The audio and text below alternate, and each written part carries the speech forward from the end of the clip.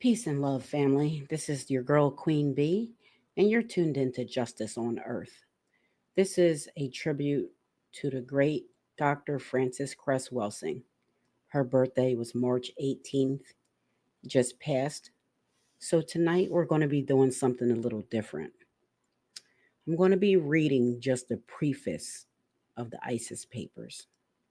So, buckle in, family. This is just going to be some audio, but I want you guys to listen, and that's why there's nothing on the screen. We are now nearing the final decade of the 20th century. The great African in America, the sociologist historian W.E.B. Du Bois identified the problem of this century as the problem of the color line in souls of black folk in 1903.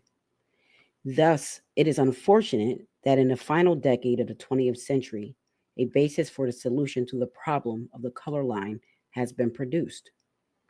The basis rests in an adequate analysis of the nature of the color line, the exact nature of local and global racism. Ultimately, the conscious decision by people of color worldwide, the overwhelming majority of the world's population, to base their behavior in relationships on an exact analysis and definition of racism as white supremacy will change its appearance and activity on planet Earth. Just as the problem of the color line, in parentheses, racism, has controlled events in the 20th century and prior centuries, the solution to the problem will regulate events in the 21st century and beyond as we enter the era of justice. Recently, there has been an unraveling and an analysis of the core issue of the first global power system of mass oppression, the power system of racism, white supremacy. Once the collective victim understands this fundamental issue, the ultimate organizing of all of the appropriate behaviors necessary to neutralize the great injustice of the white supremacy power system will be only a matter of time. The length of time required to neutralize global white supremacy will be inversely proportional to number one, the level of understanding of the phenomenon, number two, the evolution of self and group respect, the will, determination, and discipline to practice the appropriate counter racist behaviors on the part of the non white victims of white supremacy. Thus, the 21st century, and indeed the end of the 20th century, will be a time perhaps of great devastation. But undoubtedly, it will be a time of great change. And the most critical factor in that change of circumstances will be the non white people's ever increasing understanding of the behavioral phenomenon of white supremacy as a global terroristic power system. However, it must be understood that high levels of self respect and determination without adequate understanding, analysis, and definition of racism as the oppressing power system will not be sufficient to bring the long sought goal of neutralizing that injustice and establishing justice and peace for all people. Therefore, it is critical to have a comprehensive analysis and definition of the opposing force. As a black behavioral scientist and practicing general and as a black behavioral scientist and practicing general and child psychiatry, my current functional definition of racism, white supremacy, is as follows: the local and global power system, structured and maintained by persons who classify themselves as white, whether consciously or subconsciously determined. This system consists of patterns of perception, logic, symbol formation, thought, speech, action, and emotional response as conducted simultaneously in all areas of people activity, to include economics, education, entertainment, law, labor, politics, religion, sex, and war.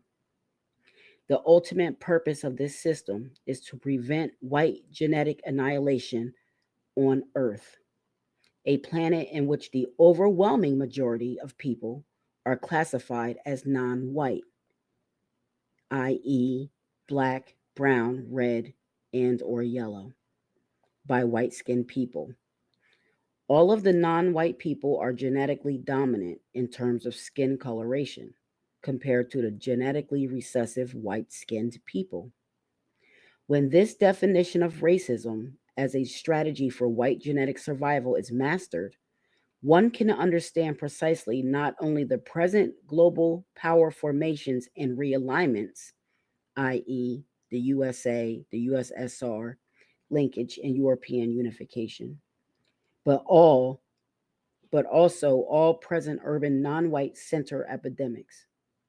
I am speaking of the concurrent urban crisis of drug use, drug addiction, drug related murder, teenage pregnancy, infant mortality, black academic underachievement, black teenage unemployment, black adult male unemployment, black male incarceration, single parent female headed households, chronic welfare dependency, poverty, AIDS, and homelessness.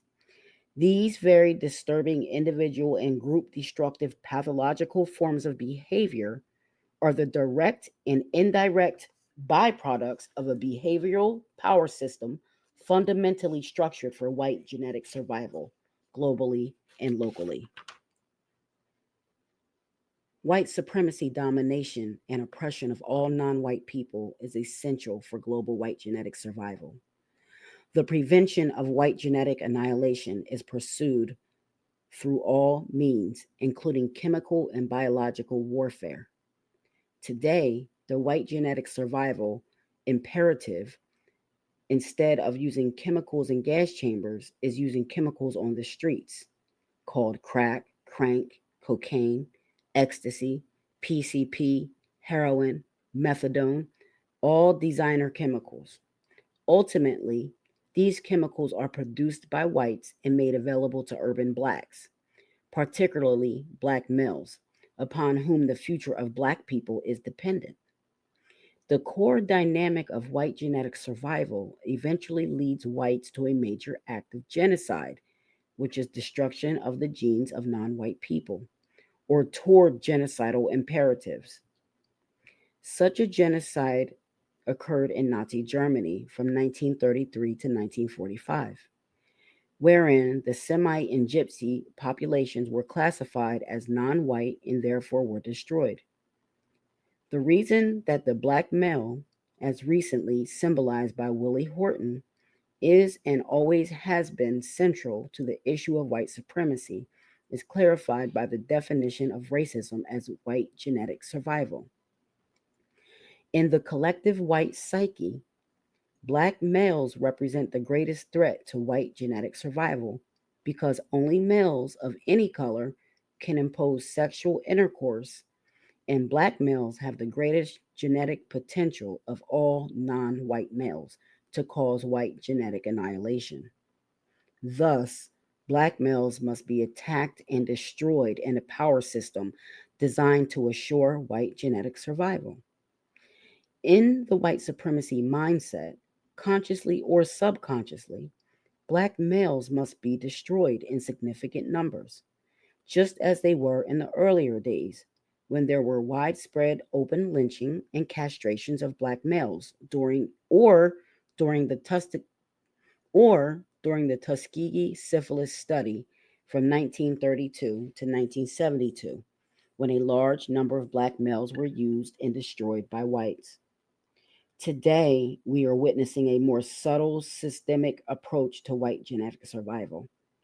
The destruction of black males now is indirect, so that the black male victims themselves can be led to participate in and then be blamed for their own mass deaths.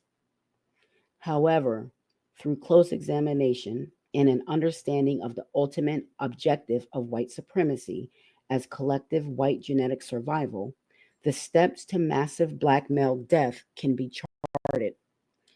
The chain of events begins with the denial of full scale employment and advancement to black males so that they cannot adequately support themselves, their wives, or their children.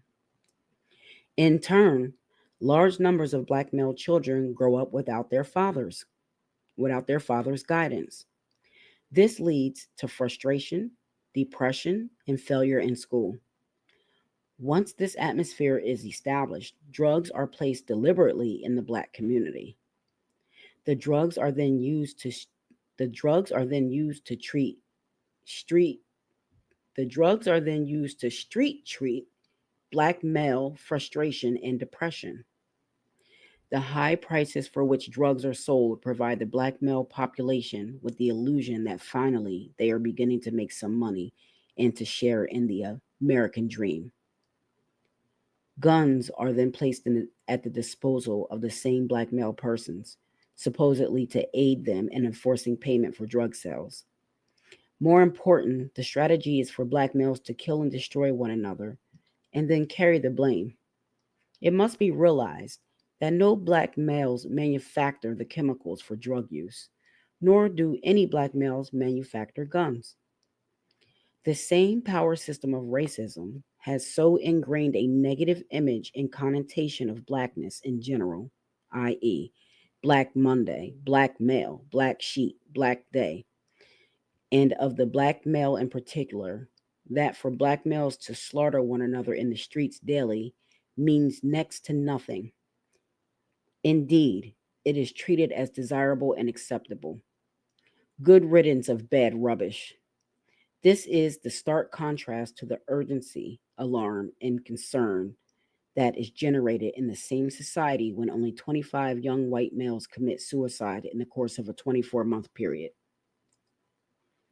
Failing to comprehend the environmental context of the white supremacy system and its ultimate goal of white genetic survival, Black people also fail to grasp the deeper sense of what actually is occurring in front of our eyes. We do not realize that the massive deaths of Black males constitute the genocide of Black people, as it takes Black males to make Black babies and ensure future Black generations.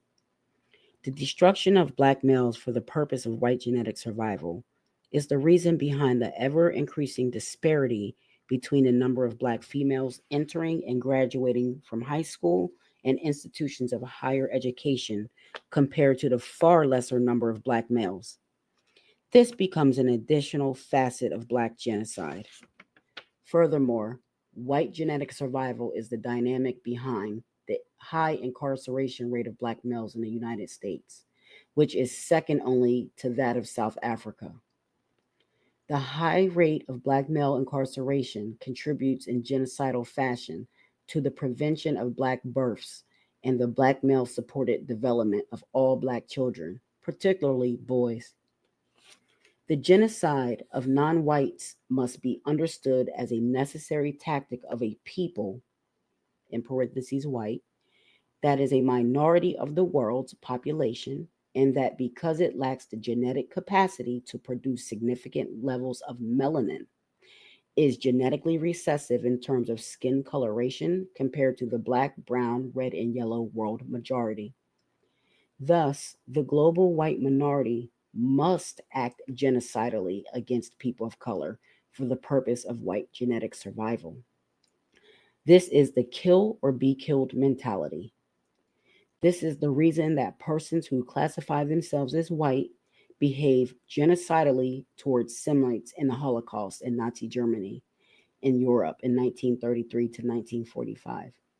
The word Semite is from the Latin prefix semi, meaning half black, half white, and that means mulatto, non white. This is also the reason that persons who classified themselves as white behaved and still behave genocidally toward the indigenous inhabitants of the Western Hemisphere who were classified as red, non white. Only the willingness of non white peoples worldwide to recognize, analyze, understand, and discuss openly the genocidal dynamic will bring this injustice to an end. Most importantly, black males must help one another to understand that they are being led by the dynamic of white supremacy to inflict extreme damage upon themselves, one another, and ultimately the black race. Black males must understand that, contrary to what is said, the war being conducted in urban centers is not against drugs but against black males for the purpose of white genetic survival. Drugs are used simply as the means to achieve that end. That is why drugs are plentiful, while black males are dying in ever increasing numbers. The recent proposal to treat drug addicts at military bases is only the first stage towards a more formal concentration camp placement, more formal than the ghetto. Mastering the above definition of racism as a strategy for neutralizing white supremacy will permit one to decode accurately the symbolism in the new Madonna video, Like a Prayer, designed consciously and or subconsciously by whites to massage, stimulate, and enhance further the collective instinct for white genetic survival. The same could be said about the recent films Betrayal and Mississippi Burning. Furthermore, such an understanding will help clarify the persistent and even violent behaviors on part of persons associated with the so called right to life movement, which seeks to prevent abortions, especially among whites. Recognizing racism as the struggle for white genetic survival helps one to understand what is happening in South Africa. What is euphemistically referred to as apartheid is only the tactic and strategy of the minority white population, numbering only 4 million persons, attempting to survive genetically while surrounded by a majority black population of 26 to 30 million. This is a microcosm of what is happening on the entire planet. Finally, the time has come for unveiling the true nature of white supremacy, racism. For this reason, I have entitled this work, The Isis Papers, The Keys to the Colors. Isis was the most important goddess of ancient Africa, specifically Egypt. She was the sister wife of the most important Egyptian god, Osiris, lord of the perfect black, and mother of Horus. In the astral interpretation of the Egyptian gods, Isis was equated with the dog star Sirius or Sothis. According to the ancient African story, after the murder and dismemberment of Osiris by his evil brother Set, Isis discovered the crime, recovered the pieces of the body of Osiris, and put them together again, restoring his existence and his power. According to legend, Isis admired truth and justice and made justice stronger than gold and silver. In the present era, truth and justice have been crushed by the global power system of white supremacy, making the existence of peace on the planet impossible under the reign of this terror. The attempt in this work to reveal some aspects of the in depth truth about the white supremacy power system for ultimate purpose of establishing justice and peace in the world is in the tradition of the great African goddess Isis. I hope that with this knowledge, the world's non white people, black, brown, red, and yellow, will work more effectively to neutralize this global and most monstrous form of injustice and chaos. Any person not interested in a definition, analysis, and deeper understanding of worldwide white supremacy must have an interest, conscious or subconsciously, in maintaining that system the same. The subtitle of this work, The Keys to the Colors, came from a statement made by me. The subtitle of this work, The Keys to the Colors, came from a statement made to me by a patient in Washington, D.C., public mental health clinic in the late 1960s. The patient was a tall, thin, middle aged, black skinned man who, in a somewhat confused manner, talked earnestly to me about the problems he had experienced in his life. He said, "Doctor, if we could just find the keys to the colors," and he repeated it slowly. It was a statement I never have been able to forget. This work is a portion of my response. Francis Cress Welsing, MD, Washington, D.C., 1989. That was the preface to the ISIS Papers, The Keys to the Colors by Dr. Francis Cress Welsing. Dr. Francis Cress Welsing passed away on January 2nd, 2016. She is deeply missed. Her work is deeply missed. It is up to us to continue to keep her work alive. It is up to us to continue to analyze, discuss, and neutralize white supremacy racism and replace it with the system of justice on planet Earth. I want to thank you for tuning in to this broadcast. Peace, power, and love to the Universal Supreme.